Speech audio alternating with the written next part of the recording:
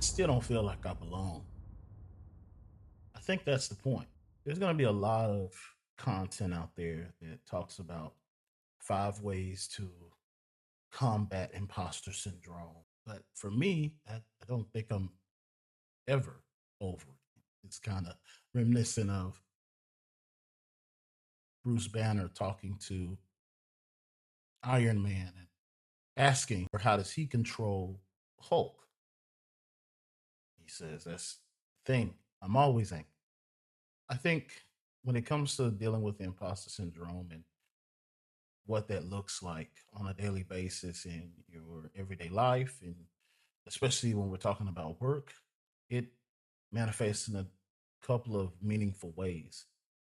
I would think for me, the most meaningful way it comes is whenever I'm doing something at work with a coworker or a peer that I respect and seeing what they create or what they come up with and being genuinely good at their jobs, especially if they've gone through their more traditional path of going to college, getting a degree, just generally being effective assets of the team.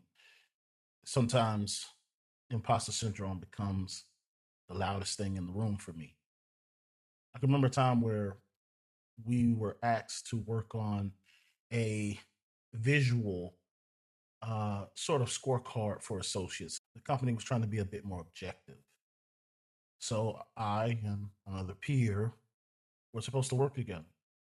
The thing about it was I learned about the scorecard metrics. I learned about Power BI. I learned about all those things from this coworker. And there's nothing more sobering than working with someone that you learned everything from because it always feels like they're 3 steps ahead of you.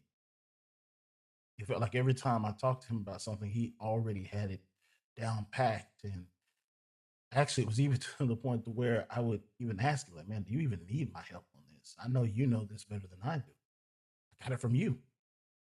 And that can be very destructive because it takes you away from trying things. It takes you away from, you know, feeling like your effort is worth it. You kind of stay in one spot as opposed to, really working on your skill.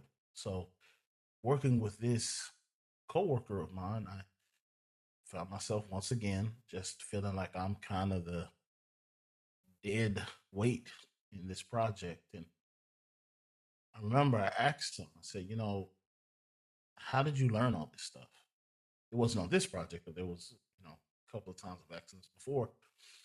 And he mentioned something to me that kind of helped me push through the imposter syndrome. He said, man, I just Googled a lot of this stuff and I just tried things. And that really resonated. And it resonated because it wasn't like he did something that his degree made him, so much more adept at something than I was. The degree really just meant that he took so many hours or so many courses that showed, him being adept at certain programs or something like that. But what he worked on, the things that he did that made him valuable to the company, his degree really didn't have anything to do with. It was just trying things, just Googling, how do you make a scorecard? What is a scorecard? What does that look like for a production environment? What is Microsoft Forms? What is Power Automate? What's Power BI? What is Tableau? Right? All these different things that people go to school and spend years for, he just looked it up.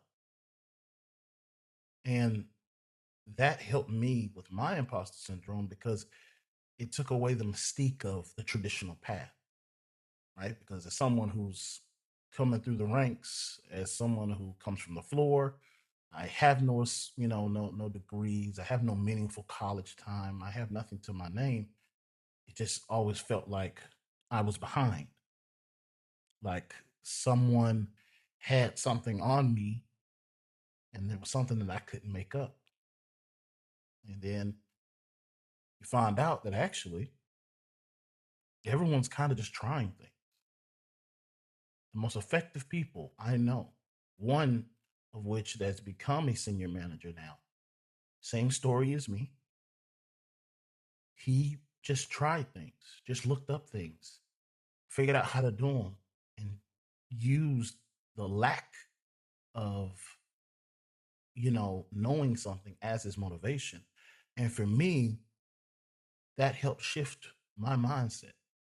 It's not that because I feel like an imposter that I stop. It's actually because I feel like an imposter, I feel like I have to work 2 times harder.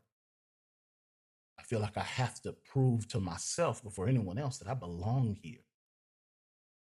So the imposter syndrome really never goes away. But I feel like that is what makes someone succeed because it drives you, it motivates you. And every single day, you're going to show up to prove to yourself that you belong. And really, that's what this channel is all about. It's building past the imposter syndrome. It's becoming competent, not because everything was laid out for you or because you always felt that you could, but it's for the person that didn't take the path less traveled. It's for the person who always had the potential, but for some reason always stayed behind. It's for the person that became competent by necessity, that built by necessity. The imposter syndrome doesn't go away.